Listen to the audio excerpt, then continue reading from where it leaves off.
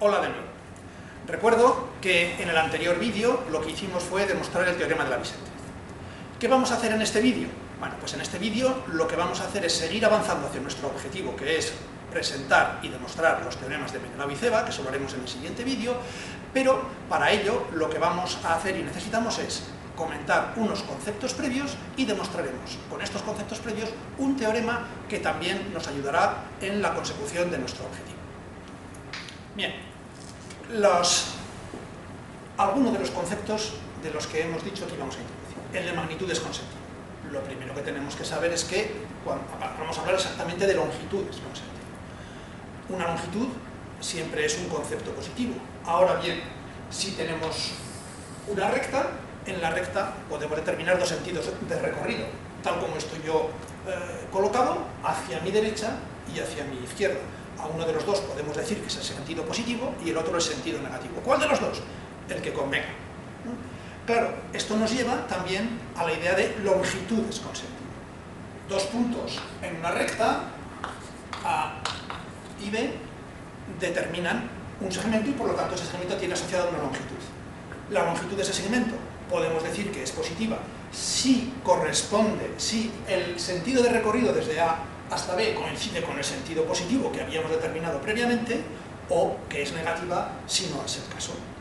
Cuando hablemos de longitudes con sentido, lo indicaremos de la manera AB con una rayita encima. En caso de que no tengamos la barra, pues será simplemente la longitud desde A hasta B simplemente positiva y sin considerar su sentido. También podemos hablar de ángulos con sentido. Dado un ángulo cualquiera, este es su vértice, un lado lo denotamos como A o A y otro lado como OB, siendo A cualquiera de estos puntos. Cuando diré este ángulo, evidentemente, como es una magnitud, podemos decir que la amplitud del ángulo es siempre positiva.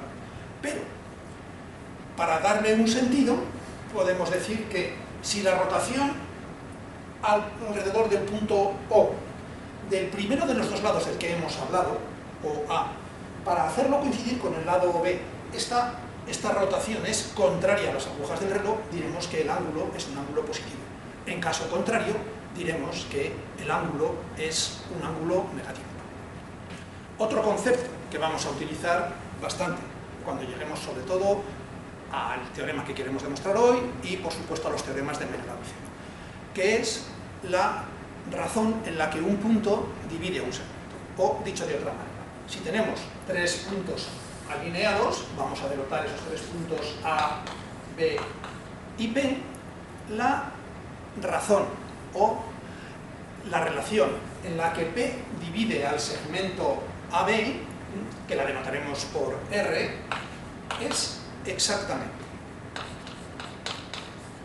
la longitud del ángulo con sentido del segmento con sentido AP dividido por la relación del segmento con sentido PB. Algunas consideraciones al respecto. Si en la recta considero el punto A y el punto B, bueno, ¿qué puede ocurrir? Pues puede ocurrir que el punto P esté entre A y B, es decir, que se produzca la situación A, P, B. En este caso, independientemente del sentido de recorrido que hayamos dicho, lo que está claro es que el sentido de AP es lo mismo que el sentido de PB. Luego, por lo tanto, AP partido por PB va a ser siempre positivo. Va a ser siempre positivo.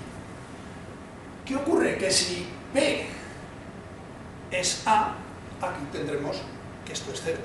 Si P es B, esta relación será infinita. Luego, siempre esa relación, si se produce esta situación, A, P, B en el orden, la relación en la que P, la razón en la que P divide al segmento AB, siempre estará entre 0, o alcanzará 0 cuando A sea P, o E infinito, que será infinito, si el punto infinito existe, cuando P sea. Claro, puede ocurrir otra situación, y otra situación puede ser evidentemente que A esté entre P y B, es decir, que la situación sea P, A, B. En este caso, veamos qué es lo que ocurre. Recordemos, siempre es AP partido por PB. Notemos que la situación aquí es otra. Es P, A, B. Está claro que AP tiene un sentido distinto que P, B. Por lo tanto, si uno es positivo, el otro es negativo, y si el otro es positivo, el primero es negativo. Luego esta razón va a ser siempre negativa. Ahora bien, supongamos que P se va al infinito. Ese será el caso en el que entonces PA prácticamente la distancia es siempre igual que PB. Luego, en el caso en el que P fuese el infinito, que ese punto, salvo que se lo añadamos a la recta, no existe nunca, en ese caso, esta distancia sería 1 en valor absoluto. Luego, por lo tanto, sería menos 1. Y en el caso en el que P sea A, entonces sería 0. Luego, cuando se produce esta situación, siempre la razón está entre menos 1 y 0. Notemos, recuerdo, que el punto nunca puede ser menos 1, nunca puede ser menos 1, puesto que eso significaría que P es un punto que está en el infinito. Y la tercera posibilidad que se nos puede dar, pues la tercera posibilidad que se nos puede dar es que la situación sea A, B, P. En este caso sería A, B, P. Otra vez igual, AP tiene un sentido, PB tiene otro. Por lo tanto, esta relación AP dividido por PB vuelve a ser negativa. Ahora bien, otra vez igual. ¿Cuándo sería esto menos 1? Cuando P estuviese en el infinito, entonces serían prácticamente las dos distancias iguales. Si no es así, ¿esto cuándo estaría en el infinito? Si P es B, entonces es cuando tenemos una distancia AP dividido por PB, que entonces sí que estaríamos en el infinito. Luego esto estaría entre menos infinito, menor que la razón, menor que menos 1. Por lo tanto, recuerdo, si P está entre A y B, la razón es siempre positiva. Si P no está entre A y B, la razón es siempre negativa. Y la razón nunca puede ser menos 1. Esto es lo que hay que tener presente, porque ahora vamos a demostrar un teorema que generaliza el teorema de la bisectriz, utilizando precisamente estos conceptos que acabamos de dar.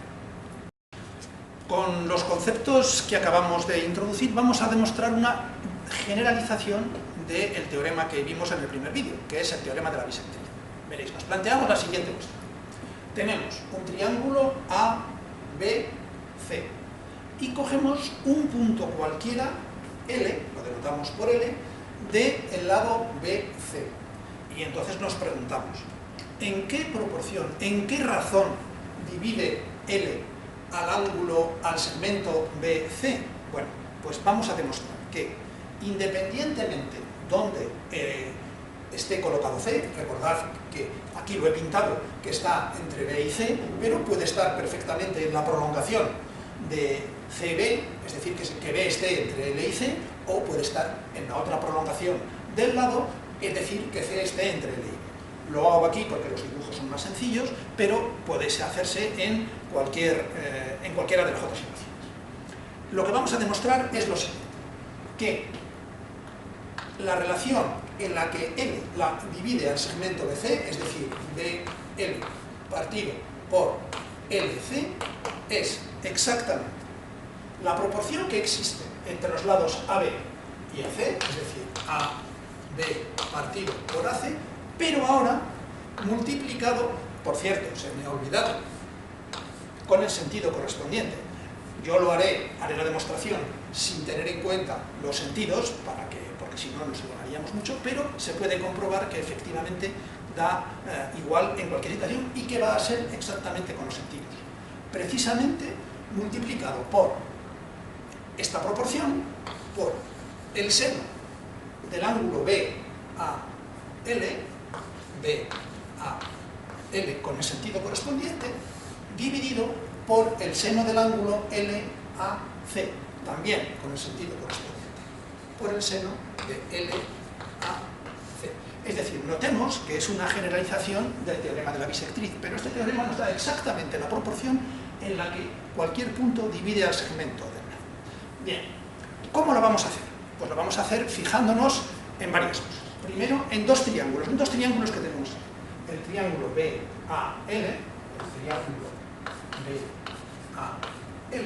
y el triángulo LAC. El triángulo LAC. Vamos a calcular el área de estos dos triángulos. Entonces, para calcular el área de los dos triángulos, lo que vamos a hacer es trazar la altura correspondiente desde el vértice C a cualquiera de los dos triángulos. La pinto aquí, supongamos que está bien hecho, y le llamo H a esta altura. Bien, como todos sabemos, el área del triángulo BAL será base BL por la altura H dividido por 2. El área del triángulo LAC será base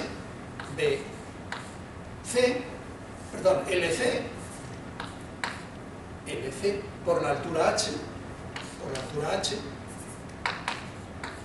dividido por 2.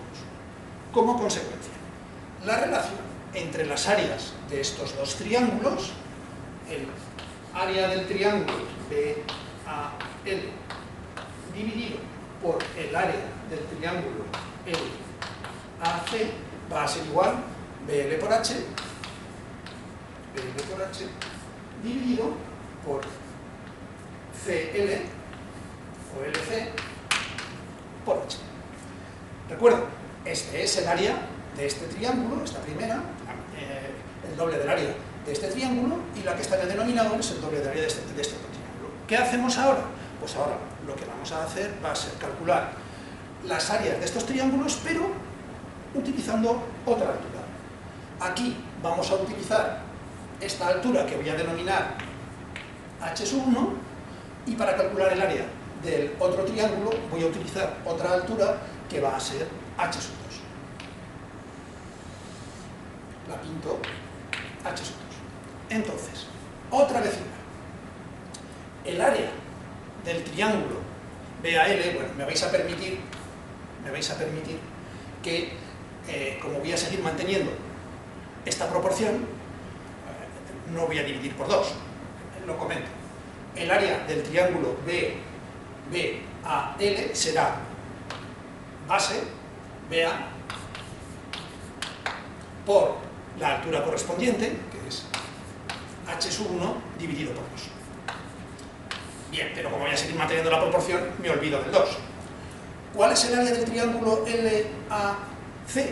Pues va a ser base AC por la altura H2 dividido por 2. Como me he olvidado antes del 2, me olvido otra vez, y esta es la proporción que queda así. Ahora bien, ¿quién es H1? Si os fijáis, el seno del ángulo BAL será exactamente la altura dividido por AL, H1 dividido por AL. Por lo tanto, ¿quién es H1? H1 será AL por el seno de BAL. Pues lo sustituyo aquí. Esto es BA por AL por el seno de BAL. ¿Quién es H2? Pues estamos en las mismas. Este triángulo, recuerdo, esto es un ángulo recto, pues será AL dividido por el seno del ángulo L. Perdón, repito. ¿Quién es el seno del ángulo LAC? Pues H2, cateto opuesto, dividido por la hipotenusa, que es AL. Por lo tanto, ¿quién es H2? H2 es AL por el seno de LAC. Si os fijáis, en esta igualdad tenemos AL arriba y AL abajo. ¿Cuál es la proporción entre las dos áreas? La proporción entre las dos áreas es exactamente BA partido por AC multiplicado por los senos correspondientes. ¿Y qué habíamos obtenido previamente? Si os fijáis exactamente aquí, pues que por otra parte la proporción entre las dos áreas el área del triángulo BAN dividido por el área del triángulo LAC, recuerdo que lo teníamos en este segmento, hacemos la división y ¿qué es lo que nos queda? BN partido por LC. Como consecuencia, BN partido por LC es exactamente la relación que existe entre los lados del triángulo multiplicado por los senos de los ángulos que nos ha proporcionado precisamente la recta AN. No me he estado preocupando en los sentidos, porque alargaría mucho la demostración, pero podéis entreteneros en comprobar que efectivamente, cuando consideramos sentidos, se produce esta relación entre los dos lados, pero multiplicado por los senos de los ángulos correspondientes. Una muy pequeña observación, ¿Qué ocurre si AL es la bisectriz del ángulo BAC? Pues que efectivamente el ángulo BAL es exactamente el ángulo LAC y por lo tanto los senos son iguales, esto se cancela. Y que obtenemos como caso particular el teorema de la bisectriz, que fue el que demostramos en el primer vídeo. Con esto finalizamos el segundo vídeo y que nos quedamos a las puertas ya de poder entrar en el siguiente en los teoremas de Menelao y Ceban.